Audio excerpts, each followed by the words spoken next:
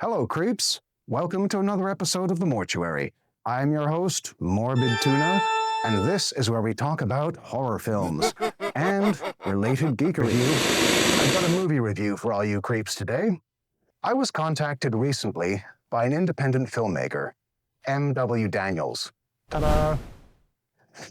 And this individual messaged me and asked me to review a short film that they had made.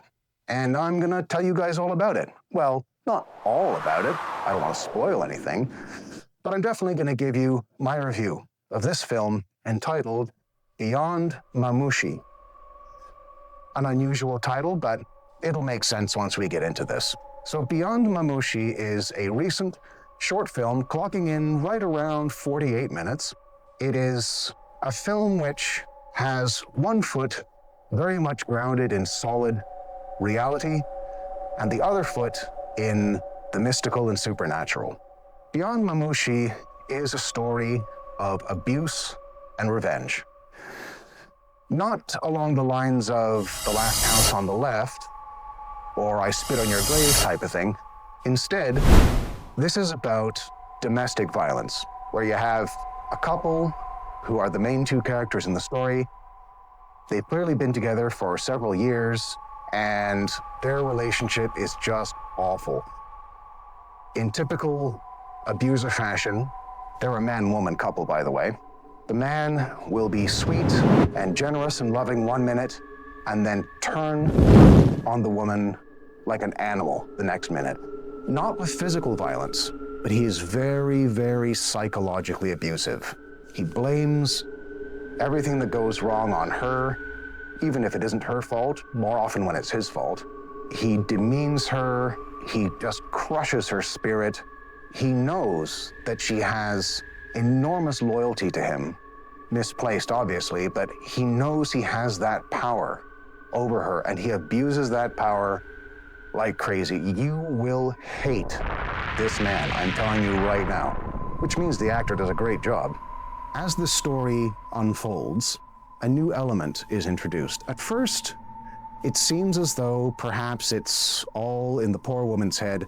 She's been abused for a long time, and she's starting to develop some probably not very healthy coping mechanisms, but she starts to have these delusions of talking to somebody who eventually counsels the poor woman to kill her abusive man. Not in so many words, but she makes it pretty clear that that is her advice. Of course, the woman struggles with this. She's a decent human being. She doesn't want to kill anybody, even if it's someone who's making her life absolutely miserable.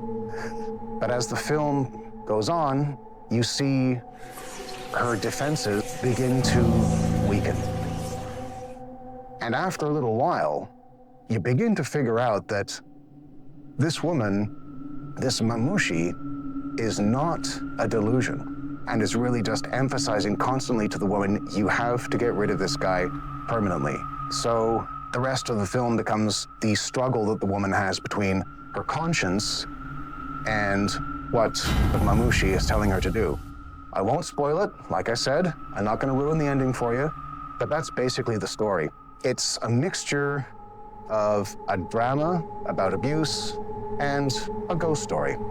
And it mixes the two very well.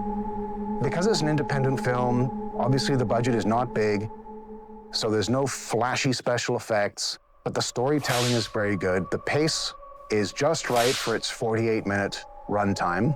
The characters are believable, the acting is good, the script is very good, and it's not exactly an uplifting story, but it is one that you can really get into. You get pulled in, you really feel for this poor woman, you feel her conflict. You just really want her to triumph, to get away, to break free from this terrible man. So you really get invested in it within the first couple of minutes. Now, I've never reviewed a short film before, so I've had to look at this with a slightly different perspective than I would for a feature hour-and-a-half or 2-hour movie. But taking that into consideration, I would give this film very high marks. I found it very entertaining. I found it thought-provoking, and just a well-crafted piece of art. I'm going to give this film 4.5 dead tunas out of 5. 4.5. The only reason I took that 1/2 star off is because the ending is very bleak, and I don't mind bleak endings. Some of the greatest horror films ever have very bleak endings. But this one is slightly less climactic than I would have hoped. Only a little bit, though. Like, it's not that much. I would have jazzed it up only a tiny bit if it had been me making that choice. That's the only bone I can really pick with it. So, yep, 4.5 out of 5. So I want to say thank you to the director for sending it to me and asking me to review it. I recommend giving it a watch. Like I say, it's not even an hour long, so it's not demanding a lot of your time. It's a very thought-provoking film, and it's just a well-made, very pleasingly symmetrical piece of art. So, beyond Mamushi, definitely worth a watch. And that's it for another episode of The Mortuary with Morbid Tuna.